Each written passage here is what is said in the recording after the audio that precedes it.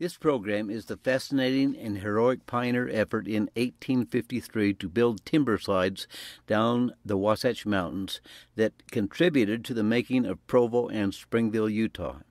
It's a comprehensive report combining 8 exploration trips in 2014 by Cordell M. Andersen. You could hit the pause if you'd like and read the plaque about the history of Provo. At the beginning in Utah Valley, in 1847, when the pioneers led by Brigham Young came into the Wasatch Front, there was some consideration given to settle in Utah Valley. The area had been visited in 1776 by Fathers Escalante and Dominguez, who had established in their short visit a good relationship with the Timpanogos Ute Indians. The Utes of Colorado called them the fish eaters, due to much of their diet coming from the abundant fish, speckled trout, and suckers, from the clear waters of the streams flowing from the mountains and the then clear water of Utah Lake. These Catholic explorers named the Valley of Our Lady of Mercy of Timpanogos, and in a letter to the King of Spain said it was the most pleasing, beautiful, and fertile site in New Spain. The priest promised the Indians they would return and establish here a Catholic mission. Can you imagine how different the history of Utah would have been if they had have done so? But they never returned. 50 years later, in 1826, famous explorer and mountain man Jedediah Smith passed through the valley and described the lake as Little Utah, UTA Lake, previously known as Timpanogos Lake. A year later, Daniel Potts, another early explorer, called it Utah Lake, UTAW. In 1849, a group of Mormon pioneers came to the valley, but most of them were not called to do so by the prophet and were described as rough, tough, independent, backwoods frontiersmen, whose foolhardiness reportedly led to hot encounters with the Utes. The Indians were upset with the settlers for killing wild game, leaving less for them, and they retaliated by stealing cattle and horses. Eventually, the conflicts culminated in the largest Indian battle fought within the present boundaries of Utah on February 9th and 10th in 1850, called the Battle of Provo River, that occurred approximately between the Desert Industry Store and shopping center to the east in North Provo. This information is from D. Robert Carter's book, Founding Fort Utah. We can see in the artist's depiction of Fort Utah a wagon loaded with logs from which the fort was built. They needed timber products for construction and fuel. Then we see in the next picture a large log cabin that served as the school, meeting house, and what today we would call a cultural hall. There was obvious need of lots of timber. In my research about Provo's history, I then found an article from the Provo Daily Herald discussing the pioneer village at Pioneer Park in Provo, and reading on, I found a simple notation on the second page. Old-timers speculated that the red pine logs that Turner, the original builder, used for the cabins were transported from the tops of the Wasatch Mountains to the more accessible foothills above Provo via a timber slide. So, with that mention is born the subject I have been researching, trying to understand and unravel in my 8 or 9 explorations into the mountains east of Provo. Carter states in his book, From Fort to Village, the population was growing so rapidly and the need of timber for building was so great that many of the relatively accessible trees in the canyons would soon be cut down. Large stands of coniferous trees near the tops of the mountains and high up on the north-facing slopes of the canyons beckoned. In order to harvest these trees, lumbermen built timber slides on which they could expeditiously whisk logs to roads in the bottom of the canyons where men could load them onto wagons. It's on page 133.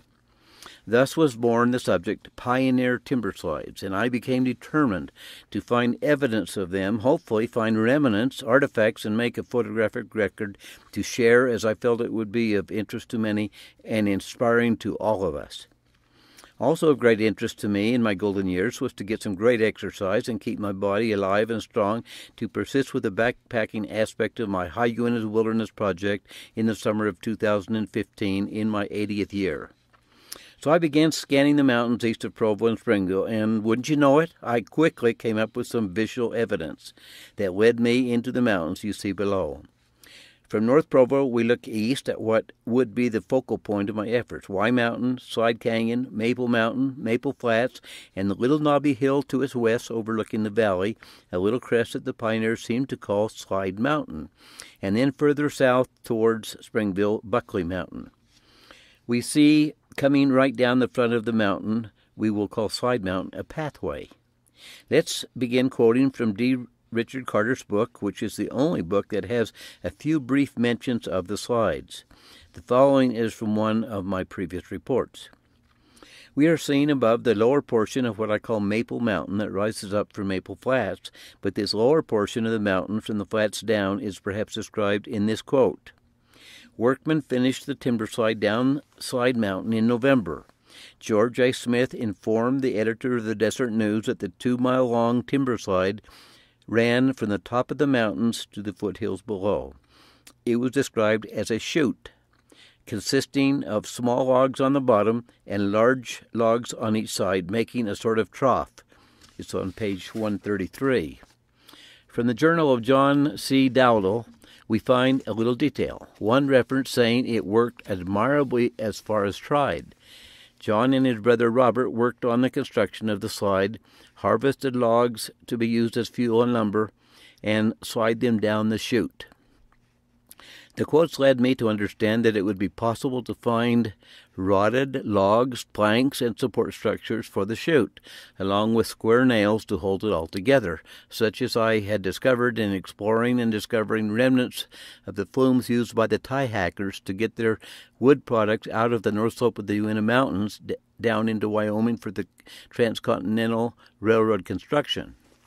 The exploring began in mid-July and continued until early November for a total of 8 to 9 hikes, some of which have been reported on, but this YouTube video, taken from a photo essay on my website, will combine into one report all the hikes from midsummer into the colorful fall and end with the drabness of winter.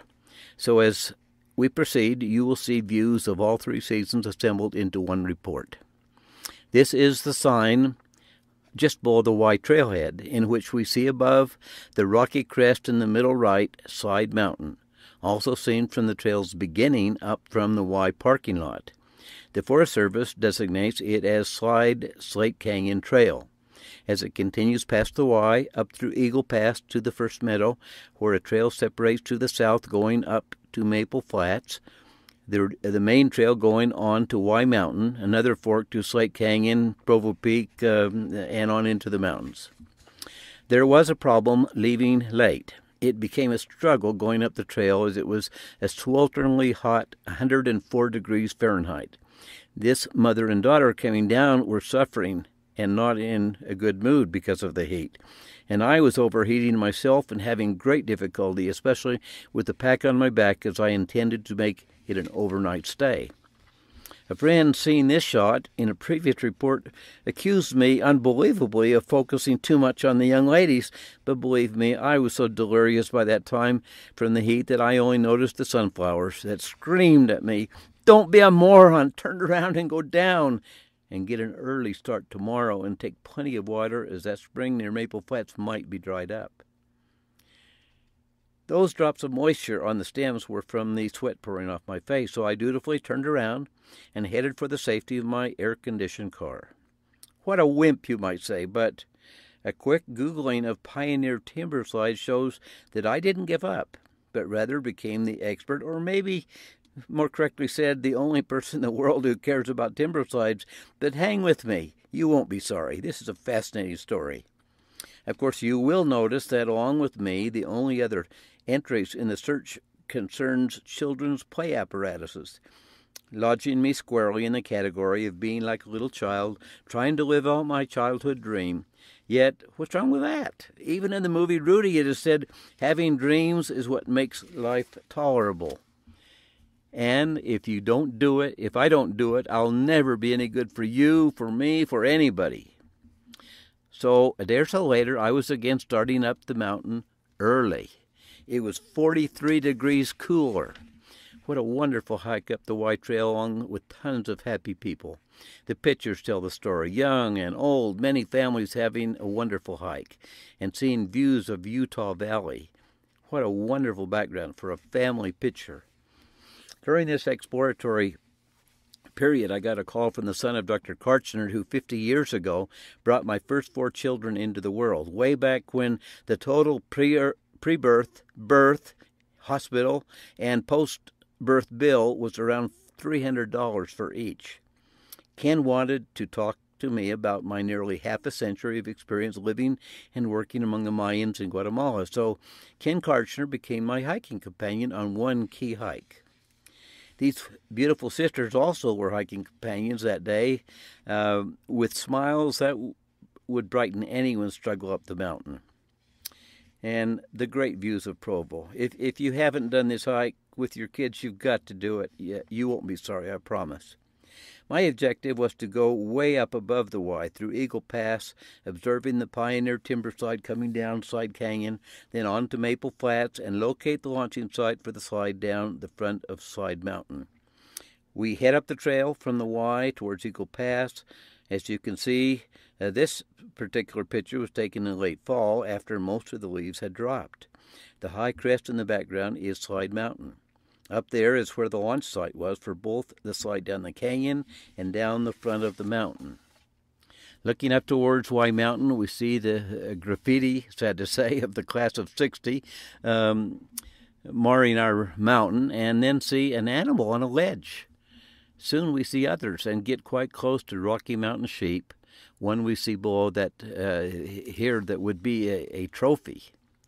Of course, many of you know that I can't resist photographs of what I've called visions of nature, like those sheep and this lizard and a couple of LDS missionaries on their preparation day. Interestingly, they are in the Utah Polynesian mission in Utah Valley.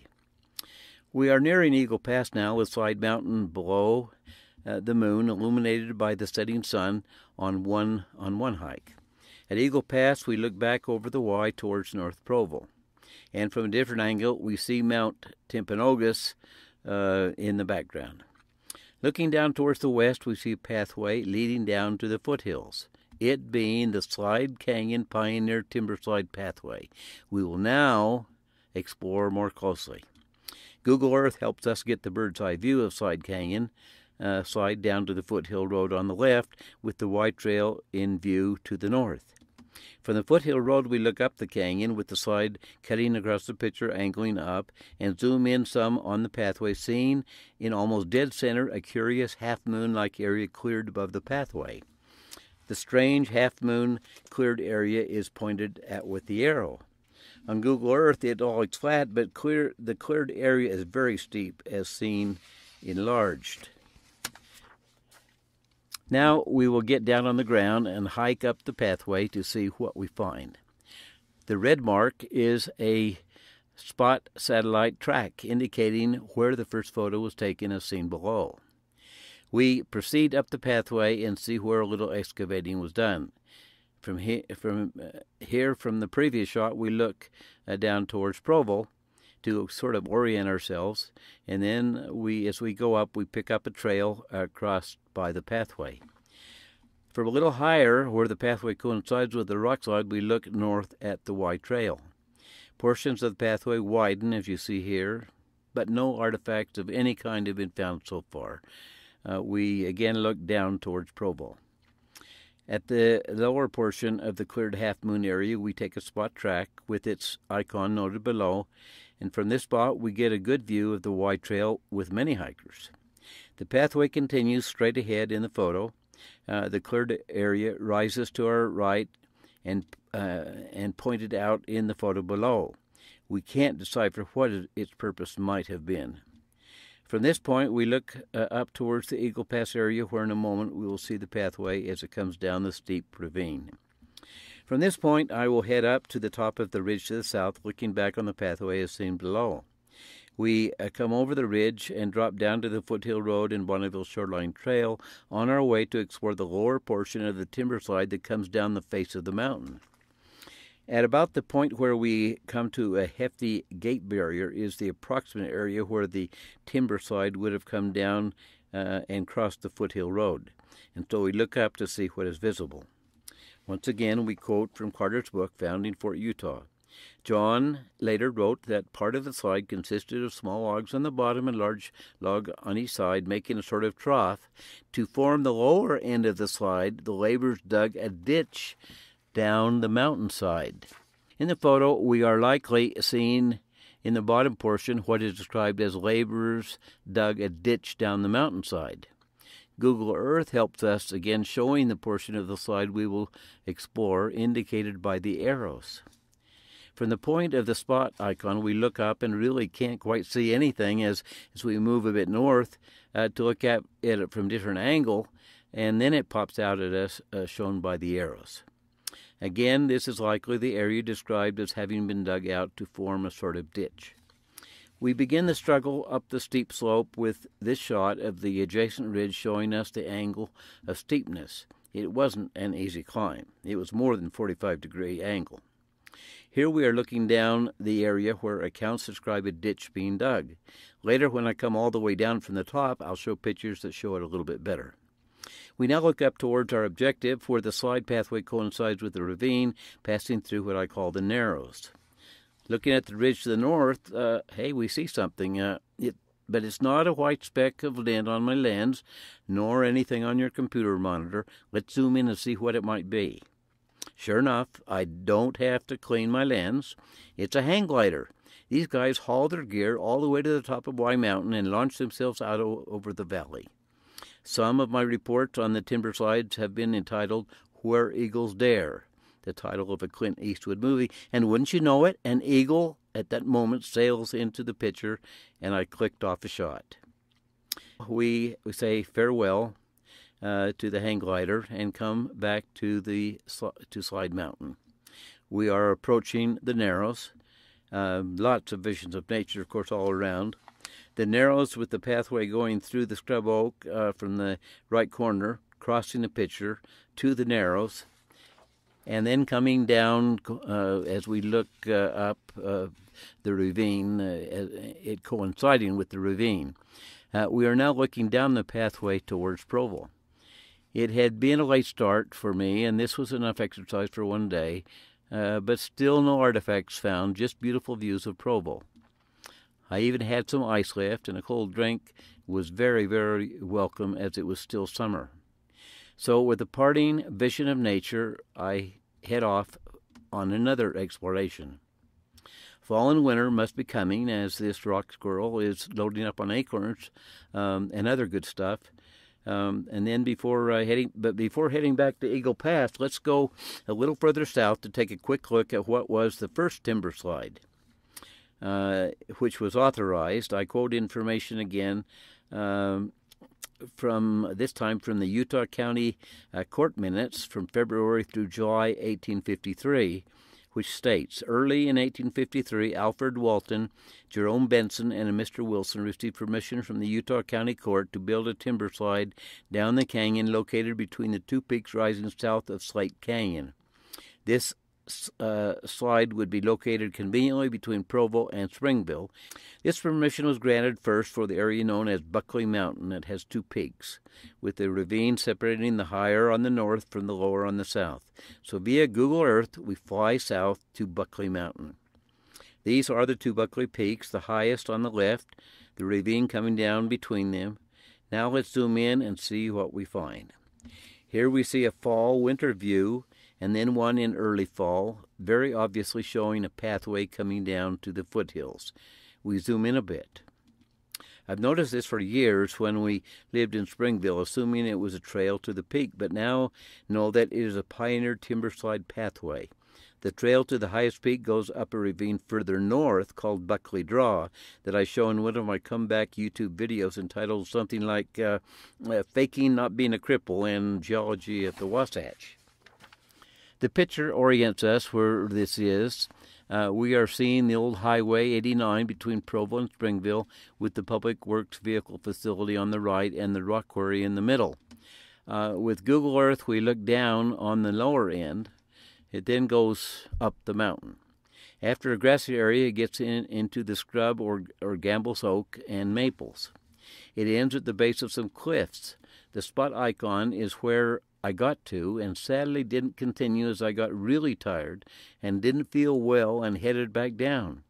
I actually had the shingles coming on from the day before without realizing it, making it necessary next year, going back up there, as one can see in the Google Earth view, that there are some other pathways off to the side and something in the shadows at the base of the cliffs. As I approach the area, I see the steep pathway coming down to the hills marked by arrows, and then I approach the climb up the hill.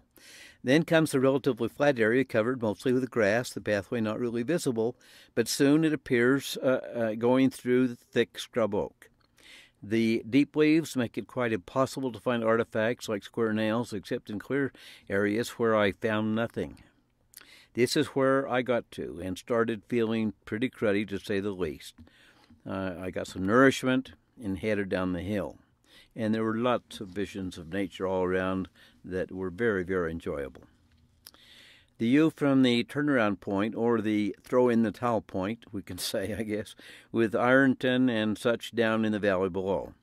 We see that this timber slide wasn't very long, about a mile, and doesn't get up high where the timber is unless the pioneers cleared it all out, dragging it down to the cliffs with oxen or mules, in which case there would be stumps up above.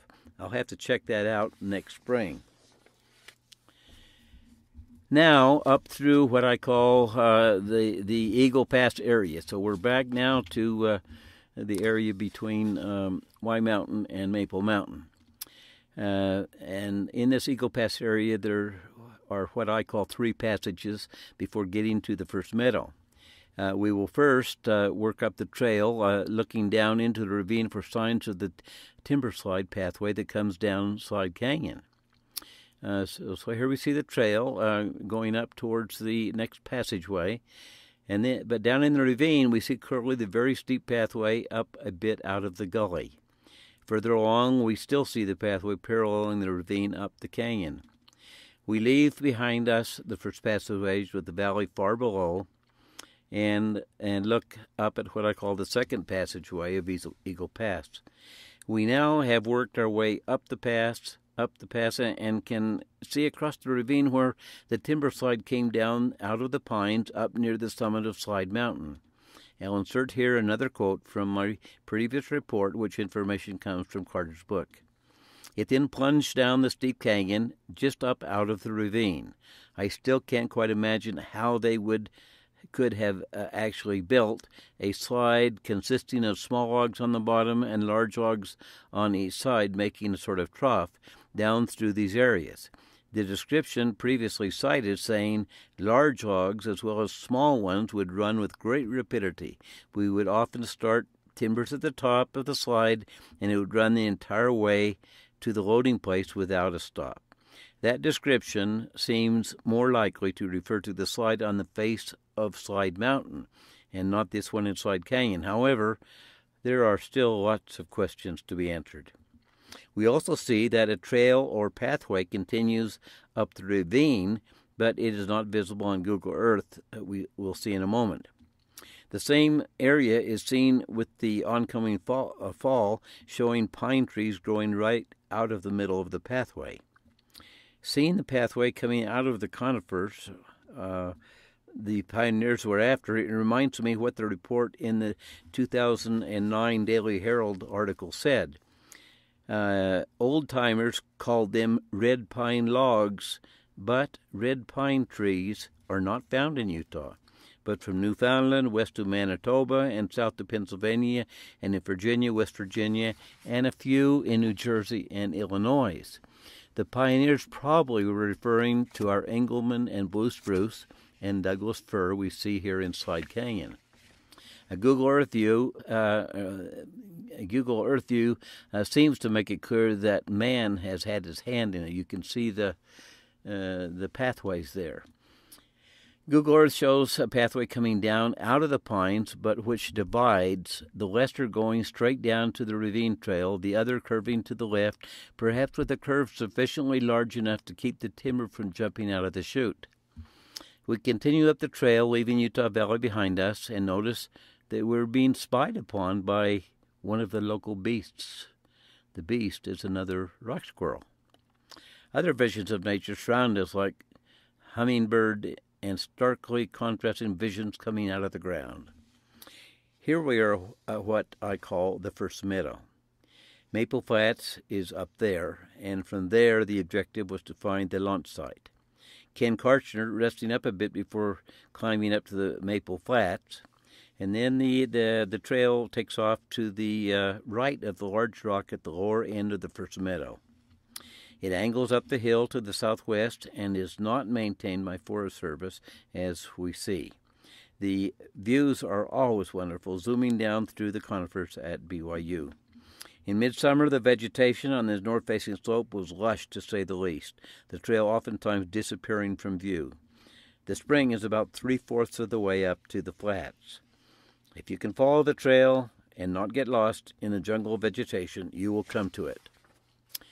As you can see, it was just a very small flow, almost like a steady drip. On earlier trips, before I got up this far, I had ran out of water, and so started carrying as much as a gallon on each trip, and so never needed to use the spring.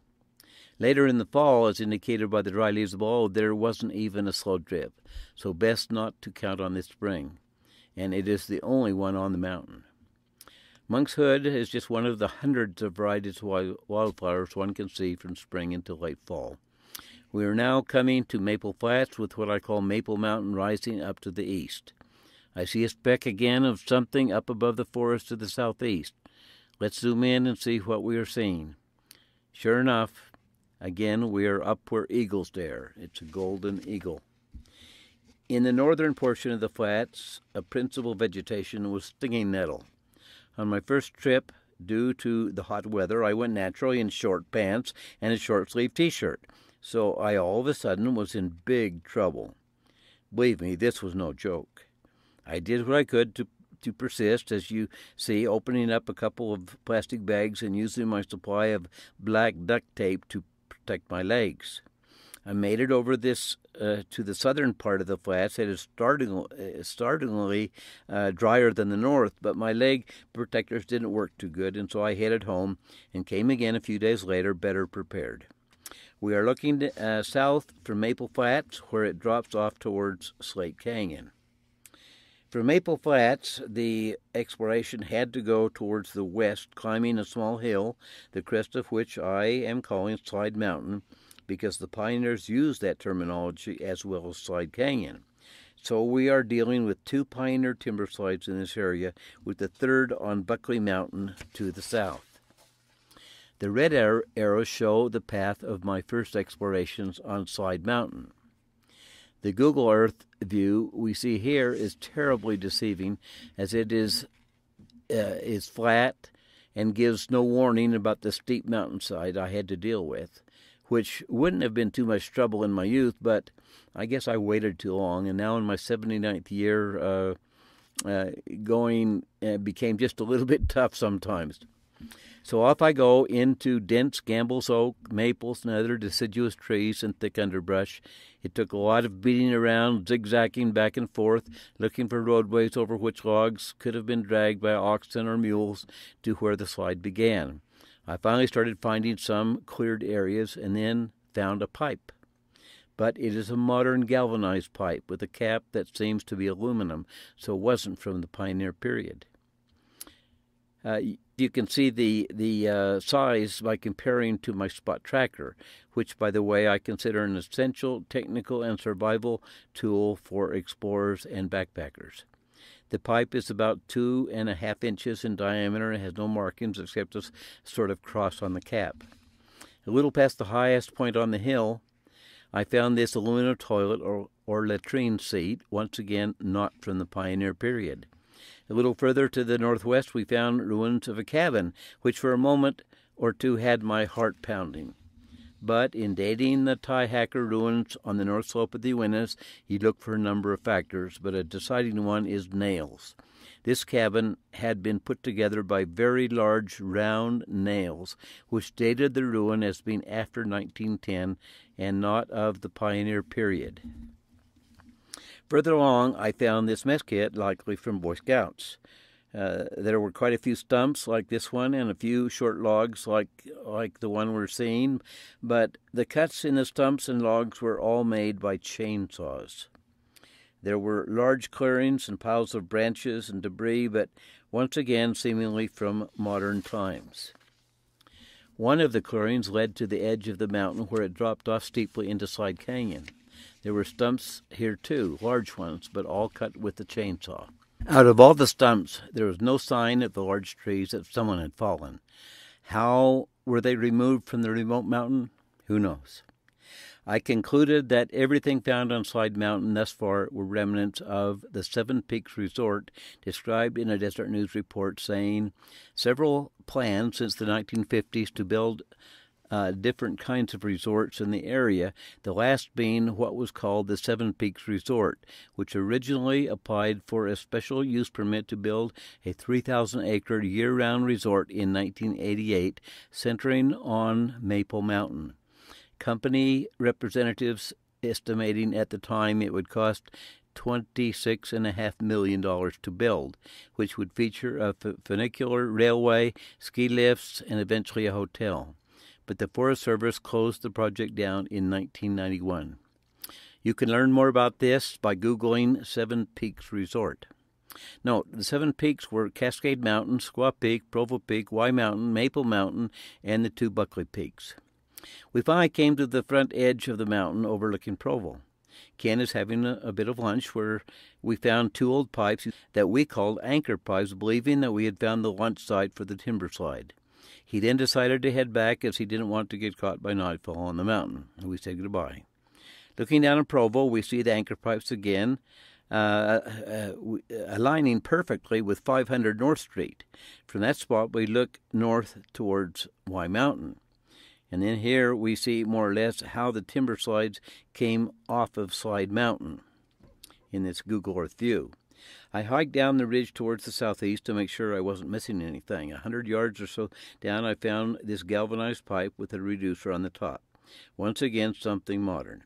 I checked my printouts to help orient myself, but as it worked out, I didn't pay close enough attention to details, as we'll see in a moment. Down the ridge a ways, I decided I was wasting my time and took a shot looking south over Slate Canyon at Buckley Mountain and another at Maple Mountain to the east. Looking again at my printouts, I concluded that the launch site was up this ridge and the anchor pipes area was the launch site. So up the ridge I went back to the anchor pipes. They certainly seemed to align with where the slide path went down the front of the mountain, and I decided that I had time to follow the pathway down to Provo rather than following the trail that seemed to be the long way home. Once again, learning that our logic doesn't always work out to be the best, or the truth. This was the thinking, but shortly we'll see how flawed our thinking can be by not focusing closely on details. So I launched myself down, way down towards Provo. I had already found down the hill, 10 meters, another similar pipe following the exact same trajectory, so was convinced I was doing the right thing. I took photos of this unique, relatively old pipe and very large interior threads. Nearby I found the debris, which would say something to the person who knew. While I went down, I photographed to the northeast up the hill a bit to my right. These dead trees could serve to orient me on Google Earth and from the Eagle Pass Trail. From here down, I shot directly to the north at the side of Y Mountain. Now I'm angling to the northwest with my camera. Looking closely, you can see to the right a sliver of the Y. Below, I came to a clear area, but I couldn't really find the slide pathway. Following carefully the same line, I all of a sudden found myself in a jungle of Gambel's oak and maples, and it got pretty rough. I've been accused of being thin-skinned, and I have scars all over my arms and over from the last 20 years of adventures to prove it. I soon got out my fisherman's gloves, as I had come with all the essential stuff, and at least was able to save my hands. As I proceeded down without finding the pathway, I sometimes got myself into tight spots, running into steep drop-offs and cliffs, and lots of time backpacking to get around them safely. So soon the sun was dipping low in the western sky, and it was beginning to darken some, and it didn't look good. Something had gone wrong, and I was losing precious time. I was having a difficult experience, even with some light still, and the night would be with no moon. What had gone wrong? I was following track 6, starting at the anchor pipes. If I had have looked more closely and taken seriously those dead trees on the edge of the mountain, I could have got straightened out, but it was too late. Track 7 was the correct path. Track 6 was wrong and got me into difficult parts of the mountain, forcing me to get even farther off track and into time-destroying tangles. All of that now seems to me to be a great metaphor for life. We've got to understand correctly the starting point and get on the right path, or we can get off course into all kinds of time and even life-destroying tangle. Darkness was almost upon me, and I was only halfway down the mountain. Time to panic? Remember, panic is a very frequent killer. Later, I will do a survival post outlining the principles that saved me and can save almost anyone who gets into trouble along the Wasatch Front or whatever wilderness. A plane flew close by, and should I jump up and down, waving my arms and screaming for help? By then, I was totally fatigued, and my legs trembled as I carefully climbed up at times to get around something or went down shakily seeking for secure footholds. I didn't think I had time, yet I had to avoid missteps, and so sat down often for a few minutes of rest and calming prayer, and of course got into my backpack for some energy food and a drink, and especially for my headlamp, into which I had inserted fresh batteries before leaving. I had weatherproof matches too, and my tiny bag of fail-proof fire starter from the UNS. I could hole up somewhere and get a good fire going, and use my cell phone to call home so nobody would worry and do anything stupid. In the UNS or similar wilderness, it would have been a satellite phone. In fact, I had all the time in the world, all night, and the next day if needed, so no need to panic, and no hurrying that could cause a life-ending misstep. The lights of the Valley of Our Lady of Mercy of Timpanogos spread before me like a million colorful jewels, with a lake of gold in the distance, and I thought, for sure, this is the most pleasing, beautiful, and fertile sight in New Spain. On this steep mountain, I many times remembered rule number 1, to always lean into the mountain, rather than going the other way and risking an out-of-control tumble down the mountain to a tragic end. Of course, leaning into the mountain had me oftentimes sliding downward on my rear end. By about 10:30, I made it to the foothill road and soon was at my car. Yes, I was bloodied up some, but so what? And my pants? Good thing I had on some tough old Levi's from Desert Industries, rather than my thin-skin, convertible mountain backpacking pants. So I added another chapter to my trophy pants syndrome, my third pair of trophy pants. The first was from 2001, that were ripped to pieces by gangbangers on Guatemala City's main street who were trying to get at the money in my pockets. By the way, I lost some pants, but won that war. Then the second trophy pants came from a delirious and totally nutty me because of a mixture of narcotics after my ankle construction in 2007, when I ripped up my suit pants trying to get them on over my cast at 11 p.m. on a Thursday night to go to Sunday church. This syndrome seems to repeat about every 7 years, so I've got to watch and be very careful in 2021 in my 86th year. Another day, another attempt, and always with a smile. And so there I was up the mountain again with a new pair of Desert Industries Levi's and working on never giving in. This was on October the 20th. This time I studied my previous attempts and the spot tracks and knew where I had gone wrong and exactly where I had to go. The red spot icon where the anchor pipes were wasn't the launch site. I'm not sure what it was. Remember, this flat-looking Google Earth view shows a very steep slope down. From the anchor pipes, I had to go over to the very edge of the canyon and follow the line of dead trees. Then follow them down to a vague half-moon path with the slide path taking off down the mountain from the middle point. Below, it is enlarged and roughly sketched in with a blue marker. In the middle of the half moon is one dead tree. Once there, I was home free. I should have had this figured out from the beginning, but if I had of, how many great hikes would I have missed? How many beautiful visions of nature would I have never seen? How many great people would I have never met? Including on my very last hike, a very nice-looking lady coming athletically up the trail who I recognized instantly and had an intuitive song leap into my mind. I dream of Jeannie with the light brown hair. Yes, it was Jeannie, one of my 400 customers from Ream Supermarket in Springville, whose names I memorized, associating with each something to remember them. And I had a wonderful chat with Jeannie, and hope she sees this and sends me her picture in her running clothes so I can insert it at least in the photo essay on my website. I can kick myself for not taking her picture then.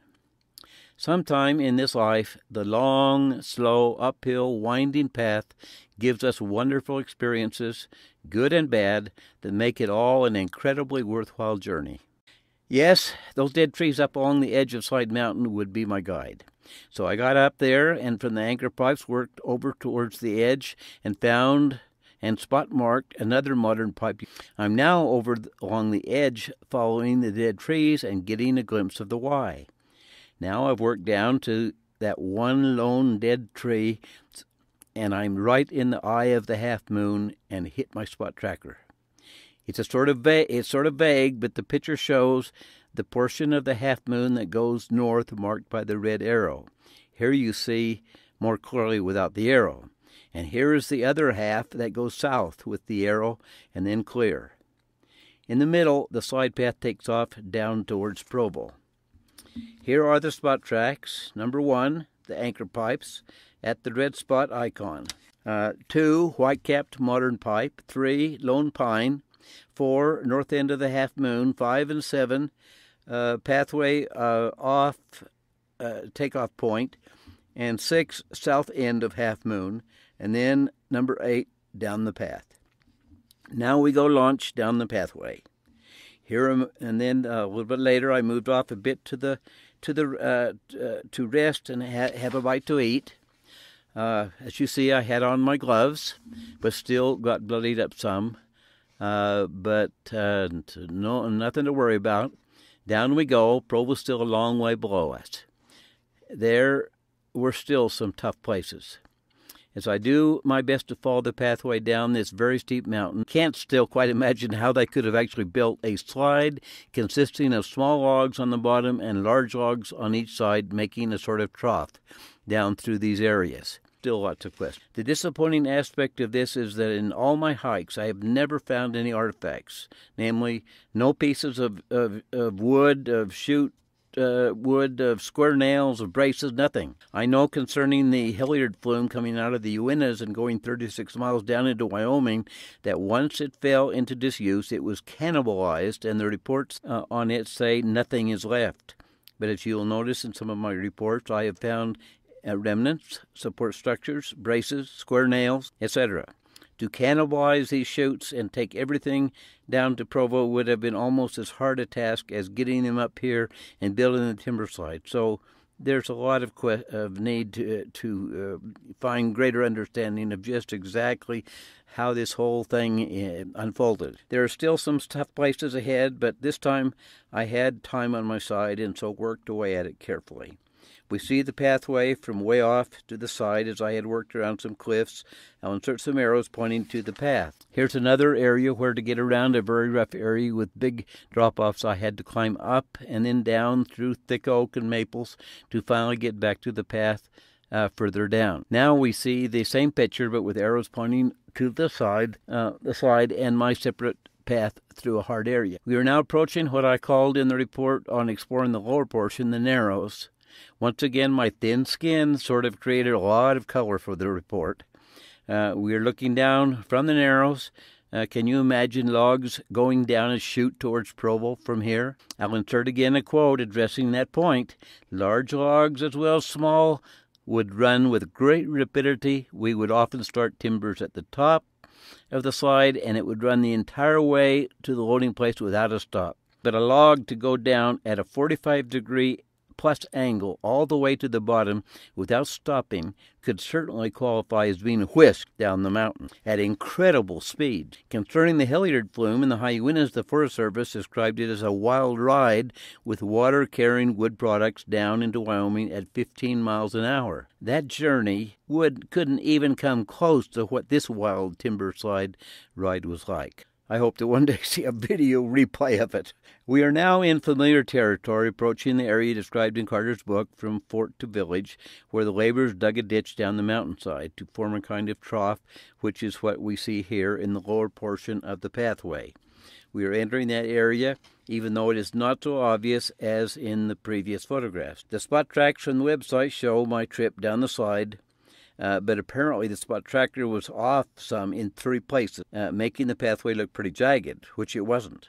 Then, with a bit of correction, made the way it should have recorded it. So I have confirmed the pathways of the 3 slides in the Provo Springville area of Utah Valley, showing once again that our pioneer ancestors did some incredible feats that boggle my mind, and made them real unsung heroes, just as was the case with the tie hackers on the north slope of the Uinta Mountains, which story I tell on my website with 14 photo essays and YouTube videos. Here is a topo map of the 2 Provo slides with elevation and distance profiles. I end this report with another excerpt from a previous post, information from Mr. Carter's book. Quote, since lumbermen used the slide mainly in the winter, they labored under unfavorable working conditions. Dowdell said at times the snow was from 2 to 8 feet deep on the mountain. Alexander P. Chesley, who helped cut and slide the timber, lived in such destitution that he had to wrap his feet in burlap sacking in place of shoes. Working in these dire circumstances presented at least one advantage, Dowdell wrote. By laboring in this manner during the winter, we made a tolerable good living. Without the contribution of these pioneer unsung heroes, Provo and Springville might not have been built, at least not as quickly and easily. Special thanks to D. Robert Carter of Springville for his wonderful contributions to our historical knowledge with his 2 great books about Provo, with the 3rd coming out soon. So the 2 that I got information from was the founding of Fort Utah and From Fort to Village. I end quoting again the first words of the first white men to visit Utah Valley. They called the Valley of Our Lady of Mercy of Timpanogos, and in a letter to the King of Spain said it was the most pleasing, beautiful, and fertile site in New Spain.